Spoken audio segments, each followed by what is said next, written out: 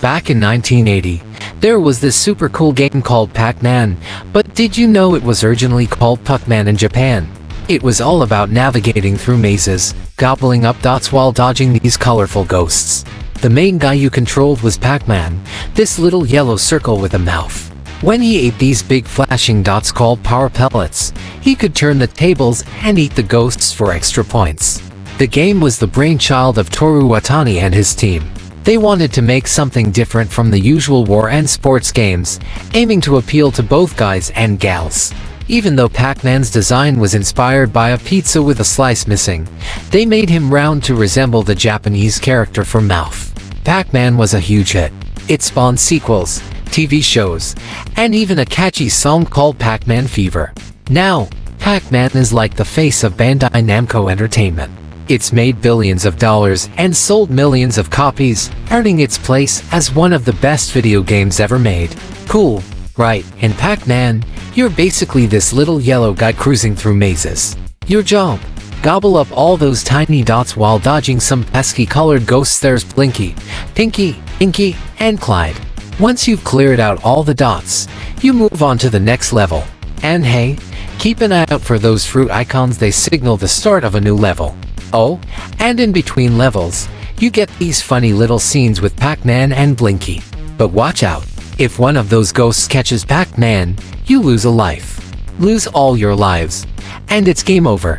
Each ghost has its own strategy, like Blinky chasing you head-on, Pinky and Inky trying to cut you off, and Clyde switching between chasing and running away. Now, those big flashing dots. Those are power pellets. When Pac-Man eats one, the ghosts turn blue and dizzy, and you can chomp on them for extra points. But be quick, the blue effect wears off after a while. Oh, and munching on enough dots will summon a bonus fruit for even more points. And don't forget those warp tunnels on the sides of the maze. They can be a lifesaver when you're in a tight spot. As you keep playing, things get tougher, the ghosts speed up, and those power pellets don't last as long. But watch out for level 256, there's a glitch that makes it impossible to finish. Better stick to the earlier levels. Back in 1974, Namco, a video game company from Japan, bought the struggling Japanese division of Atari. Instead of just selling games made by others, they decided to make their own. The big boss, Masaya Nakamura, put together a team to start creating games from scratch. One of the first folks on this team was a young guy named Toru Iwatani, who was only 24 at the time. In 1978, Toru Iwatani created Namco's first game called GB, but it didn't really take off. However, it helped Namco get noticed in the gaming world. Toru worked on a couple more games after that, called Bombi and Cutie Q, both released in 1979. These games helped Namco get a stronger foothold in the growing video game industry. The video game scene in Japan was booming thanks to hits like Space Invaders and Breakout. But with so many similar games flooding the market, Toru Iwatani noticed something. Arcade games seemed to only target guys with their rough graphics and violent themes. Plus, arcades weren't exactly seen as the friendliest places. So, Toru wanted to shake things up. He decided to create a game that was different, something cheerful and non-violent that could appeal to everyone, especially women. He believed that bringing more women and couples into arcades could make them seem more welcoming and family-friendly. For his new game, Toru thought about what women enjoy doing. And what did he come up with? Eating. He figured people, especially women, loved munching on desserts and sweets. That's how he came up with the idea for his game, initially called Pac-Man, which comes from the Japanese sound paku paku taber, describing the movement of opening and closing your mouth quickly while eating.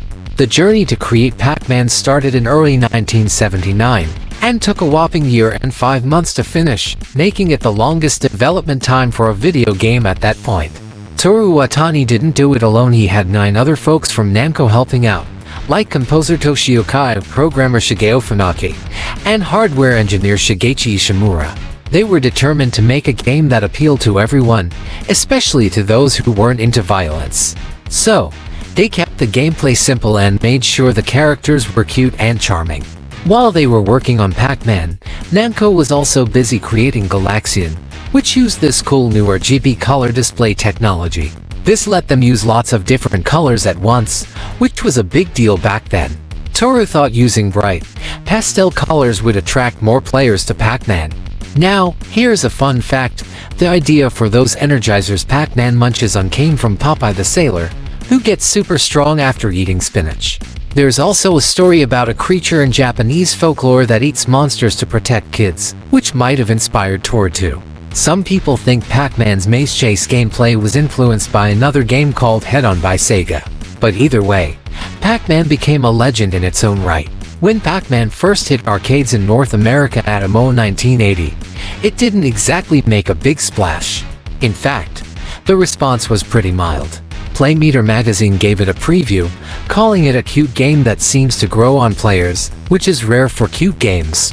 They thought there was more to it than meets the eye, but they weren't fans of the sound, finding it good at first but then annoying. But here's the twist: once Pac-Man was officially released, it blew everyone away. It surpassed everyone's expectations, becoming a massive hit both critically and commercially. People couldn't get enough of gobbling dots and dodging ghosts. It was a game changer.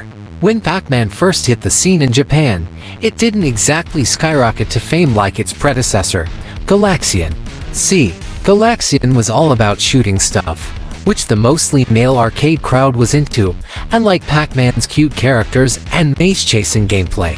But don't count Pac-Man out just yet. It eventually found its groove in Japan, becoming the top-grossing arcade game in 1980, beating out even the mighty Space Invaders. Its success even changed the gaming landscape, shifting the focus away from space shooters to games with funny characters and action-packed adventures. Now, let's talk about Pac-Man's conquest in North America. Midway, the company responsible for its release there, didn't expect much at first. They only made 5,000 units for the US, but boy, were they in for a surprise. Pac-Man became a nationwide sensation practically overnight. It was making a whopping $8.1 million per week in the US alone. Within a year, over 100,000 arcade units were sold, breaking in more than $1 billion in quarters. It smashed records left and right, outselling even the hit movie Star Wars. Pac-Man was the king of arcades in the US, ruling as the highest-grossing game in 1981 and 1982. What's more, Pac-Man wasn't just a hit with the guys. It attracted tons of female players, making it one of the first games to bring in large numbers of women gamers.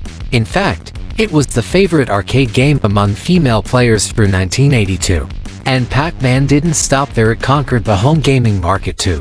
The Atari 2600 version sold over 8 million copies, making it the best-selling game for the console. Plus, there were versions for tabletop arcade units, handheld game watches, and even mobile phones. All in all, Pac-Man is the king of the arcade, with total earnings estimated to be billions of dollars. It's a gaming icon that stood the test of time, and it's still munching its way into hearts around the world. Pac-Man isn't just any old game, it's a legend in the world of video games. It's considered one of the most influential games of all time, and for good reason. First off, Pac-Man created its own genre, the maze chase game. It was the first game to introduce power-ups, those nifty little bonuses that can turn the tables in your favor. Plus, each ghost in the game had its own unique AI, reacting to your every move. But Pac-Man did more than just revolutionize gameplay. It showed the world the potential of characters in video games. Pac-Man himself became the first gaming mascot, paving the way for other iconic characters. And get this, it made video games more appealing to female players, which was a big deal back then.